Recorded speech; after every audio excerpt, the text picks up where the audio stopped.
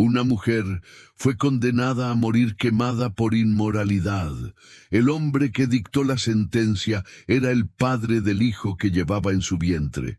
Tamar tenía dos opciones: desaparecer en silencio y dejar que la mataran, o exponer la verdad y enfrentarse al hombre más poderoso de su familia. Lo que hizo escandalizó a toda una generación.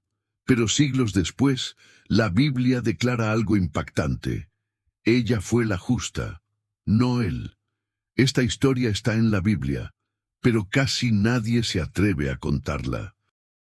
Y para entender por qué Tamar tomó esa decisión extrema, primero hay que ver cómo el sistema la condenó desde el principio.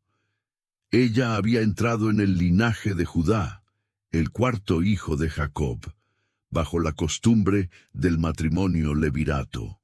Su primer esposo, descrito sin rodeos por las Escrituras como malo ante los ojos del Eterno, fue quitado de en medio, dejando a Tamar en la profunda vulnerabilidad de la viudez, una condición precaria en aquella sociedad antigua.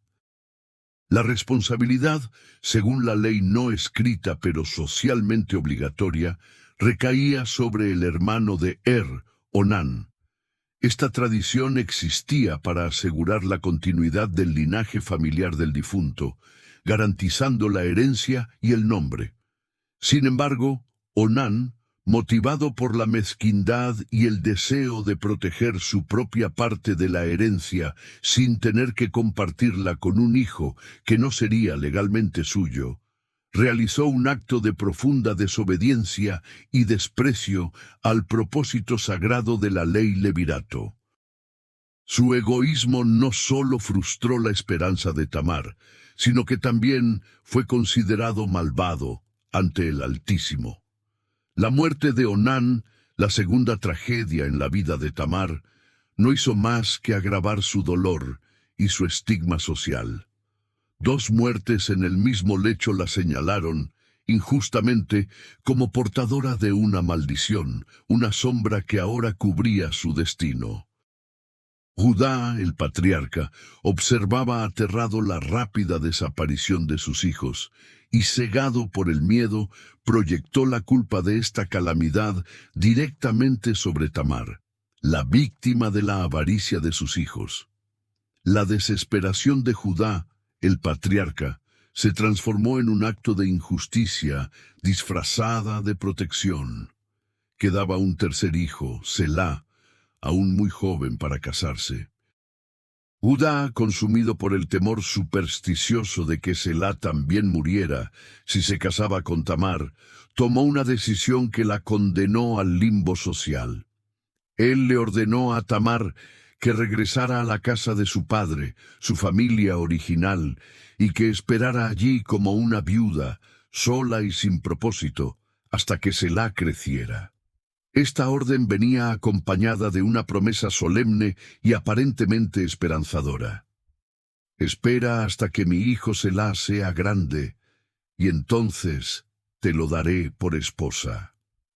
Judá selló el destino de Tamar en una jaula de espera, un exilio social.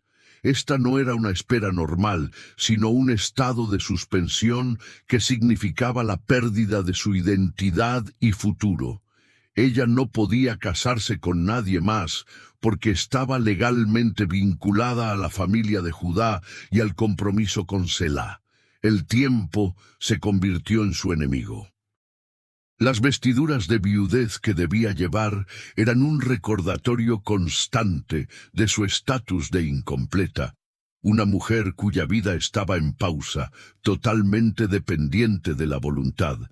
Y ahora la promesa de un hombre cuyo miedo ya había demostrado ser más grande que su sentido de la justicia.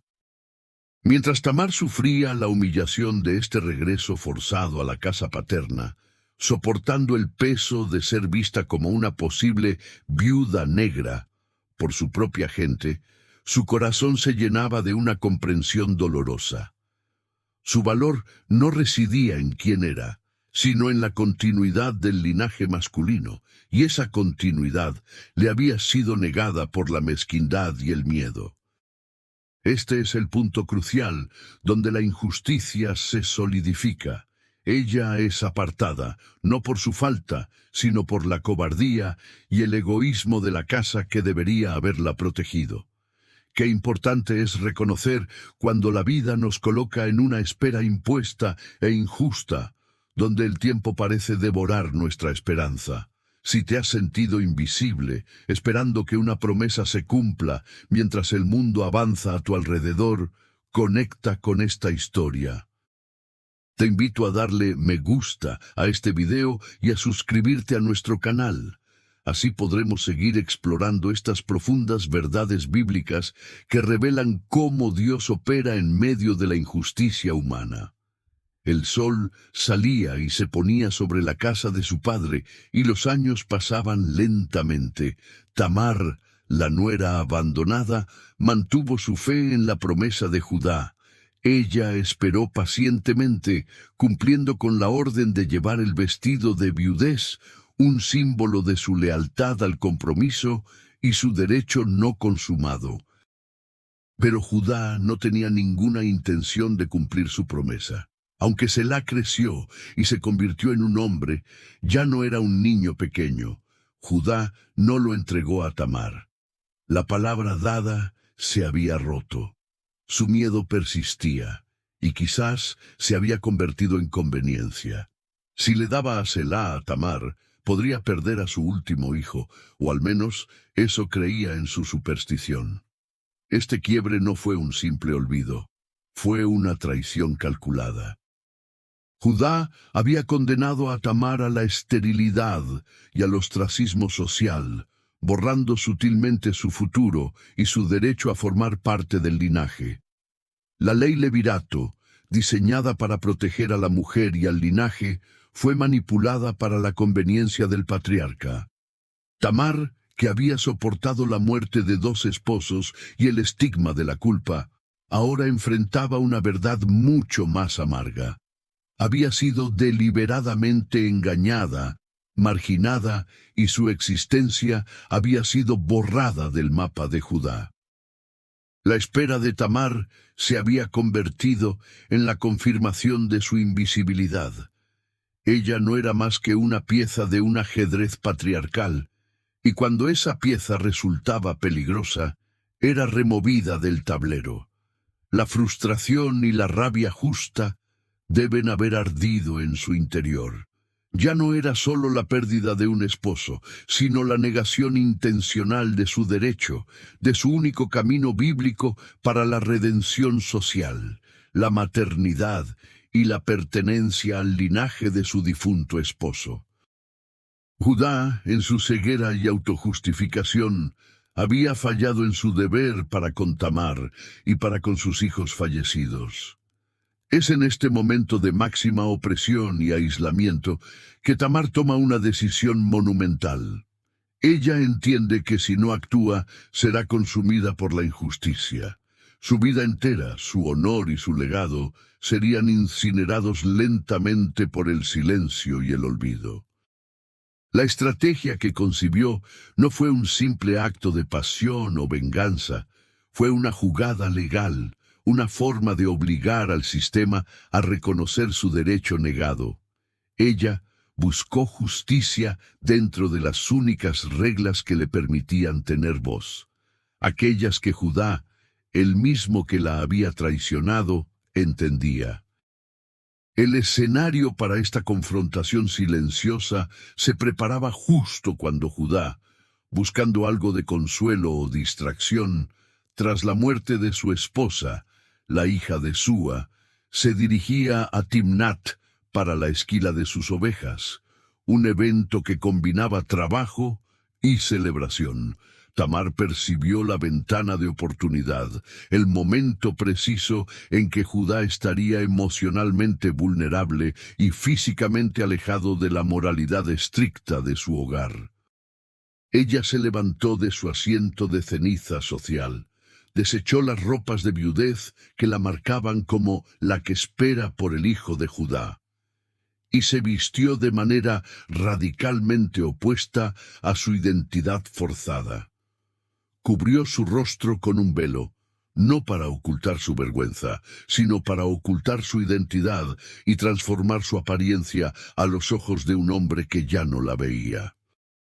Al sentarse a la entrada de Enaim, que está junto al camino de Timnat, ella asumió la apariencia de una prostituta del santuario, una figura que, aunque marginal, operaba en los límites de la interacción social masculina en aquella época. Este acto de disfraz no era solo físico, era un acto de protesta, una declaración de que si el sistema no le daba un camino legítimo, ella crearía uno ilegítimo para lograr un fin justo. Ella no buscaba placer, buscaba descendencia, una simiente que le fuera negada por la cobardía de Judá. El poder se había invertido. La víctima, ahora disfrazada, controlaba la situación y se preparaba para forzar al patriarca a enfrentarse a la verdad de su propia hipocresía. Esta decisión, aunque moralmente compleja, revela la fuerza indomable de una mujer que se negó a ser borrada. Su plan no dependía de la suerte, sino de una inteligencia estratégica aguda y de un profundo conocimiento del carácter y de las rutas de su suegro. La injusticia la había empujado a una esquina, y ahora, desde esa esquina, ella lanzaría su desafío. Judá, afligido por la pérdida reciente de su esposa, la hija de Súa, y buscando quizás alivio para su alma apesadumbrada, se puso en camino hacia Timnat, acompañado por su amigo Hira el adulamita. Su mente estaba ocupada con las ovejas, la esquila y la necesidad de mantener su estatus, no con las promesas rotas a su nuera. Selá, el hijo que había usado como excusa para condenar a Tamar a la espera, ya había crecido. Ya era un adulto capaz de casarse y procrear, pero Judá, consumido por el temor supersticioso y la conveniencia personal, había ignorado deliberadamente su juramento. Este olvido consciente es el verdadero motor de la tragedia.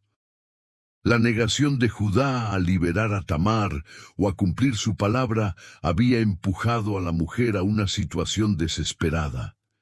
Cuando Judá vio la figura velada en la bifurcación del camino de Enaim, su juicio moral se nubló instantáneamente por su deseo. Él asumió que ella era una prostituta de la zona, una de las muchas que operaban en los márgenes de los caminos. Judá, el patriarca, el juez de la moralidad de su casa, se aproximó a la mujer que no reconoció como Tamar, su propia nuera. Su ceguera fue doble. Primero la ceguera hacia la justicia de Tamar y luego la ceguera física causada por el velo. Su única motivación era satisfacer un deseo momentáneo, sin considerar las implicaciones de su acción o el quebrantamiento ético que representaba para un hombre de su posición. El contraste entre la justicia que Tamar buscaba y el pecado momentáneo que Judá perseguía era brutal. Al acercarse, Judá propuso un trato simple: le daría una cabra del rebaño a cambio de sus favores. Tamar, sin embargo, actuó con una frialdad y una precisión estratégica asombrosas. Ella no buscaba riqueza, sino evidencia. Por lo tanto, ella respondió con una pregunta calculada. ¿Qué le darías como prenda o garantía hasta que enviaras el cabrito? Esta demanda no era estándar para un encuentro casual, sino una jugada maestra para asegurar una prueba irrefutable de la identidad de Judá. El patriarca, ansioso y sin sospechar la trampa, accedió de inmediato a la petición.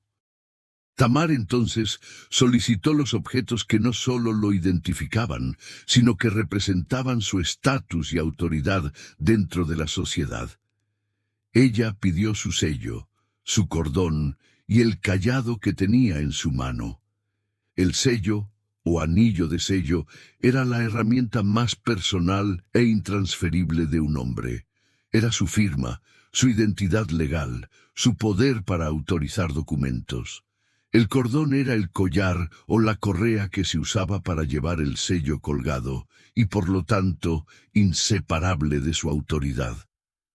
Finalmente, el cayado era un símbolo de su liderazgo y estatus como líder de familia. Al entregar estos tres objetos, Judá despojó completamente su autoridad en las manos de Tamar. Él entregó no solo su identidad, sino también la futura evidencia que lo ataría irremediablemente a este encuentro. La acción de Tamar, al exigir estos objetos como fianza, demostraba que su intención no era la ganancia inmediata, sino la garantía de su futuro, una garantía que su suegro le había negado. Judá entregó sin dudar su sello, el cordón y el cayado. Un hombre poderoso, el líder de una tribu, entregando las insignias de su autoridad a una mujer que él creía ser una desconocida, todo por un momento de placer fugaz. Este intercambio fue la firma de un contrato divino, no de un simple trato en el camino. Al asegurar estos tres objetos de identidad, Tamar obtuvo la única cosa que Judá nunca podría haberle dado intencionalmente: una posición de poder legal sobre él y la simiente que su familia le había negado. Después del encuentro, Tamar se levantó inmediatamente.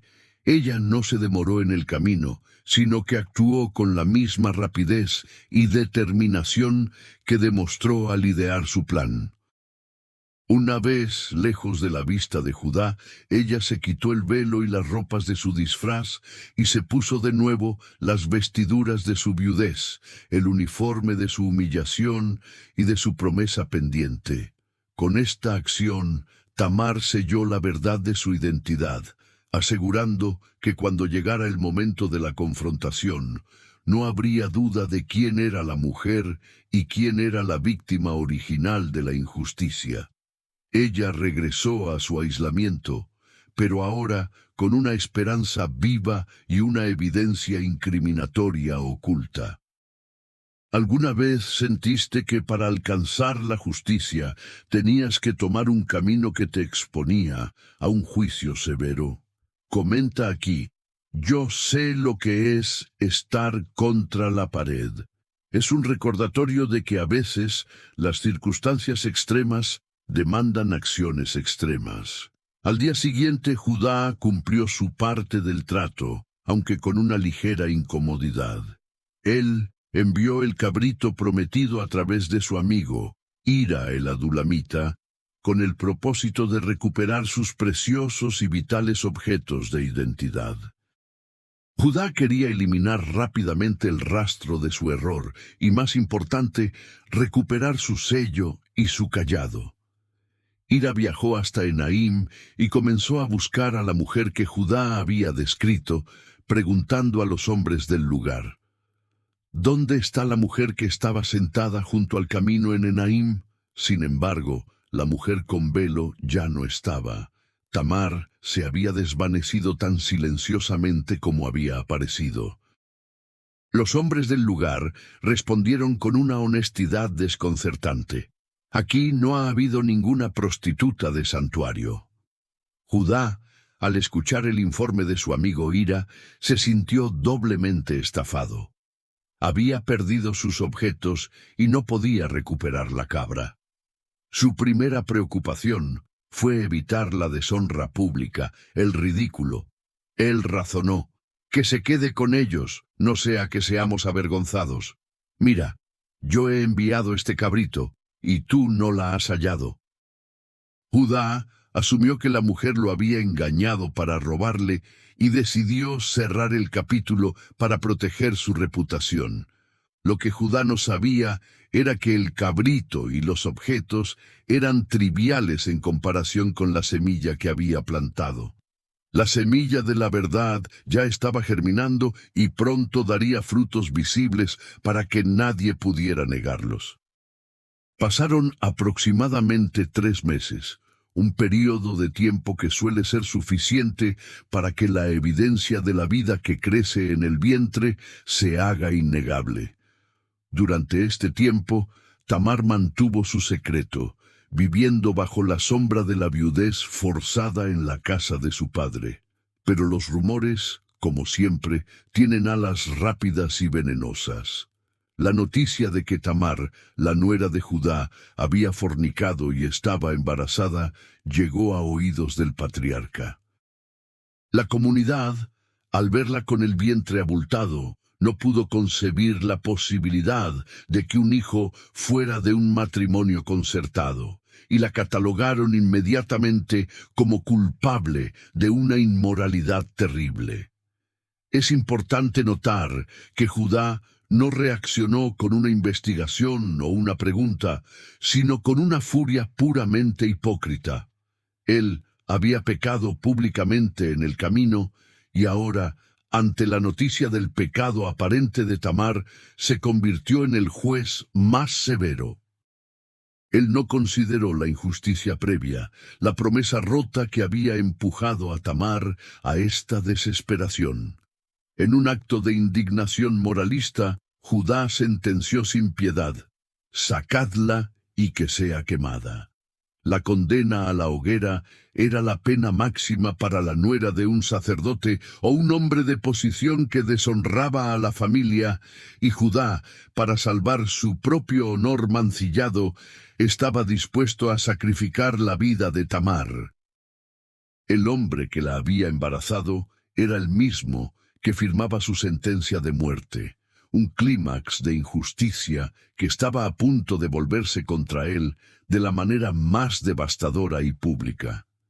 El veredicto de Judá fue tan rápido como cruel, dictado en el fragor de una moralidad herida y una reputación en riesgo. Él no podía permitir que el escándalo de su nuera manchara su nombre. En su mente, quemar a Tamar era una forma de purgar la deshonra, sin darse cuenta de que la deshonra real era su propio quebrantamiento de la promesa. La sentencia de fuego era definitiva, una violencia simbólica que buscaba borrar el error de raíz. Cuando los mensajeros se dirigieron a casa de Tamar para sacarla y llevarla al lugar de la ejecución, ella se encontró al borde del abismo, el fuego ya calentando el aire a su alrededor. Pero Tamar no era una víctima pasiva. Ella había anticipado este momento de confrontación total. Su acto de disfraz no había sido una impulsividad desesperada, sino el primer movimiento de una estrategia meticulosa que culminaría ahora, en el último segundo. En lugar de gritar o suplicar por su vida, Tamar mantuvo la compostura y ejecutó su jugada final con una calma impresionante. Ella no necesitó ir personalmente al encuentro de Judá. Ella simplemente envió los objetos de garantía. La verdad a veces no necesita voz, necesita prueba.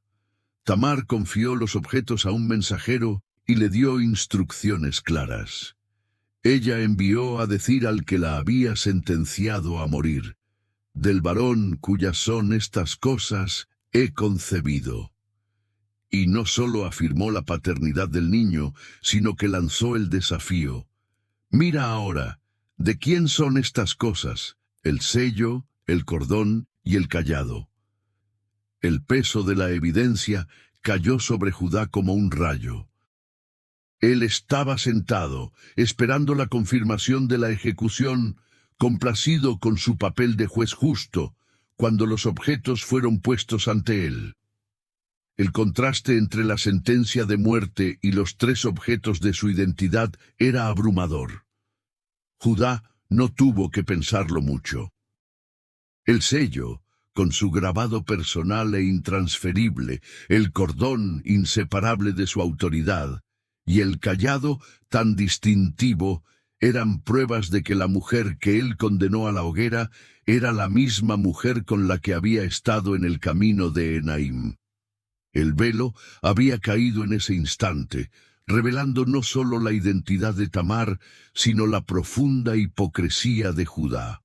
El hombre que la iba a quemar ahora se veía confrontado con el fruto de su propia transgresión. ¿Qué pasaría si hoy la verdad oculta de tu corazón fuera expuesta de repente a plena luz?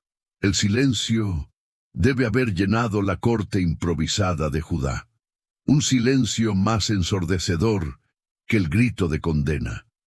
Judá miró los objetos, los reconoció, y el esquema completo de la injusticia y la verdad se desplegó ante él. No había lugar para la negación, no había espacio para la autojustificación. Su autoridad y su honor, representados por el sello y el cayado, ahora testificaban contra él. En ese momento crucial, Judá demostró una cualidad que redimió parcialmente su carácter, su capacidad de reconocer la verdad, incluso cuando esta verdad lo humillaba públicamente. Fue un momento de profunda inversión moral. El juez se convirtió en el acusado, y la condenada se reveló como la estratega de la justicia. La historia que pudo haber terminado en tragedia con la muerte de Tamar se transformó en un teatro de redención y juicio.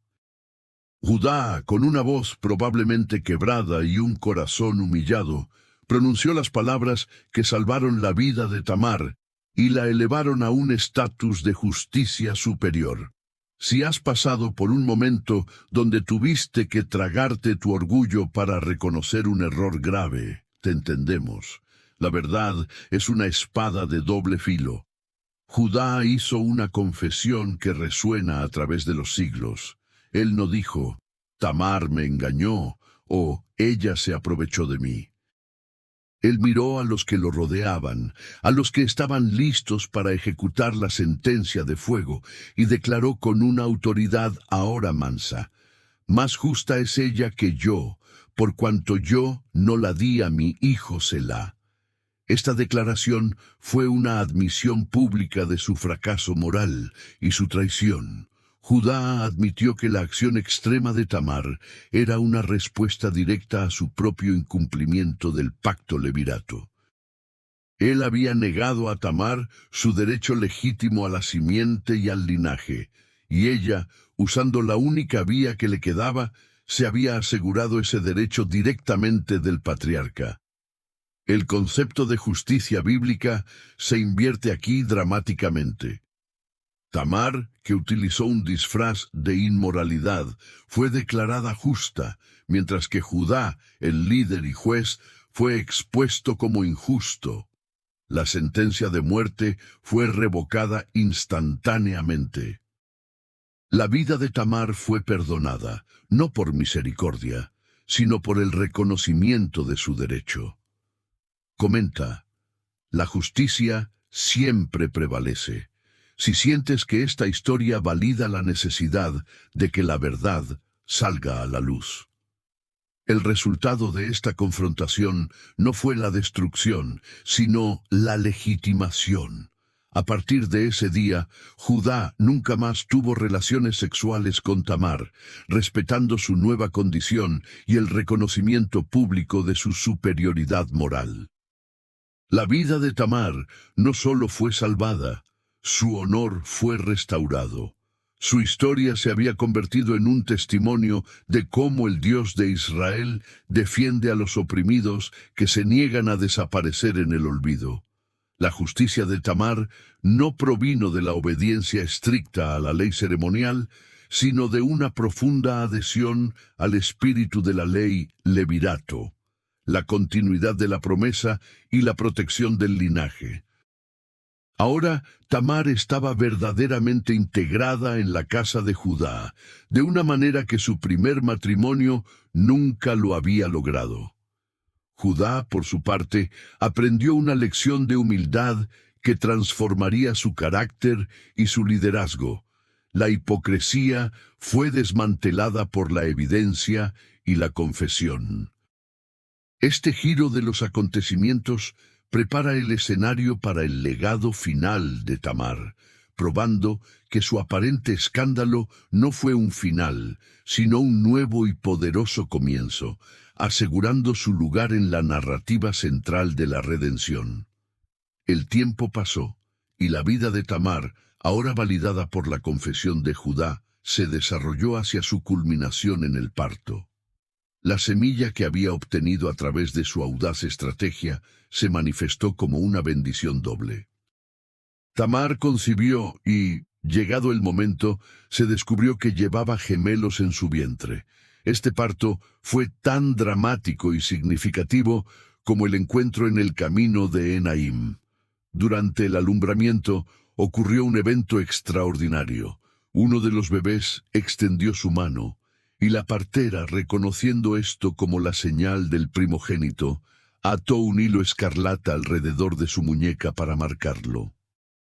Este primer niño se llamaría Será, que significa resplandor o amanecer, simbolizando quizás la esperanza de un nuevo comienzo. Sin embargo, en un giro sorprendente, la mano marcada se retrajo, y su hermano irrumpió primero. La partera, asombrada, exclamó: «¿Qué brecha te has abierto?», o en el lenguaje original, Peretz. Por eso, el niño que nació primero, a pesar de la mano de su hermano, fue llamado Pérez, que significa brecha o avance. Será, el de la señal escarlata, salió después. Este evento no fue solo un detalle obstétrico, fue una declaración profética. El nacimiento de Pérez, el que abre la brecha, tiene un significado inmenso para la historia de la redención. Pérez, el hijo que Tamar tuvo a través de la justicia ganada y la hipocresía expuesta, se convierte en el eslabón fundamental en la cadena genealógica de Judá. Tamar, la mujer que iba a ser quemada, se convirtió en la abuela directa de la línea real de Israel. Su hijo Pérez no solo aseguró su lugar en la historia, sino que se convirtió en el antepasado de David, el gran rey de Israel. Y más allá, la descendencia de Tamar y Judá culminaría en el Mesías prometido. El Evangelio de Mateo, al iniciar su narración de Jesucristo, el hijo de David, el hijo de Abraham, nombra a 4 mujeres que aparecen en su linaje: Tamar, Rahab, Ruth y la esposa de Urías. Nombrar a Tamar, la mujer cuya historia se desarrolla en el escándalo y el engaño estratégico, es un acto deliberado de gracia y una confirmación bíblica de su justicia. Su inclusión es un recordatorio poderoso de que el plan de Dios no se limita a la perfección humana. Utiliza la complejidad, la injusticia y las acciones extremas para lograr su propósito eterno. La historia de Tamar es una verdad inquebrantable que nos enseña que la moralidad no siempre se encuentra donde la sociedad espera que esté. Tamar, usando los medios de una época desesperada, obligó al patriarca a honrar el espíritu de la ley, incluso cuando Judá estaba dispuesto a violarla por miedo y egoísmo.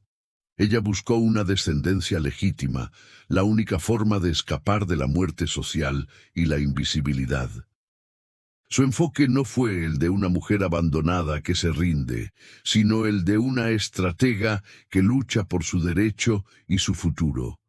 Para Judá, el resultado fue la humildad y el reconocimiento de su propia sombra. La lección pastoral aquí es profunda. A veces, en nuestra vida, somos tentados a juzgar a otros con una severidad que no aplicamos a nuestros propios errores ocultos. Judá estaba dispuesto a ver la paja en el ojo de Tamar sin notar la viga de su propio incumplimiento del pacto. La confesión de Judá, ella es más justa que yo, se erige como un monumento a la honestidad que transforma la vida. Es un llamado a la introspección. ¿Estamos juzgando desde la superioridad moral o desde la verdad humilde? Tamar, a pesar de haber caminado por senderos oscuros, forzada por la opresión, emerge como un faro de resiliencia y justicia. Su valentía para enfrentar a un sistema patriarcal roto y su inteligencia estratégica la colocaron en el corazón del plan de Dios. Ella no solo sobrevivió a la sentencia de fuego, sino que también aseguró su inmortalidad en las Escrituras como una mujer de fe y acción. El linaje que surgió de ella, a través de Pérez, es la prueba de que Dios redime las situaciones más escandalosas y complejas. Donde hay injusticia y opresión, el Eterno puede levantar a una mujer, la más vulnerable, para exponer la hipocresía de los poderosos y asegurar la continuidad de su promesa. La historia de Tamar no termina en un juicio por inmoralidad, sino en una celebración de la justicia y la continuidad mesiánica. Ella nos recuerda que Dios mira el corazón y el propósito de nuestras acciones, y a menudo lo que parece un escándalo humano se convierte en una herramienta para la justicia divina. Esta verdad, registrada en el libro de Génesis, es real y poderosa. Hemos recorrido la compleja y emocionante historia de Tamar, desde su exilio forzado hasta su redención pública y su lugar en el linaje de Jesús. Es una historia de justicia, resiliencia y el poder de la verdad. La Biblia nos confirma que la justicia de Tamar fue superior a la de Judá, y su legado nos enseña que nunca debemos permitir que la injusticia nos borre del mapa de la promesa. Su vida es una prueba de que Dios utiliza a los marginados para llevar a cabo sus planes más importantes. Si esta inmersión profunda en la verdad bíblica ha tocado tu corazón y te ha dado esperanza para luchar contra la injusticia en tu propia vida, te invitamos a dar el siguiente paso. Suscríbete a nuestro canal para no perderte ninguna de estas narrativas transformadoras. Dale me gusta a este video y compártelo con alguien que necesite saber que Dios usa las historias complejas para hacer justicia. Gracias por acompañarnos en este viaje por la verdad de las Escrituras.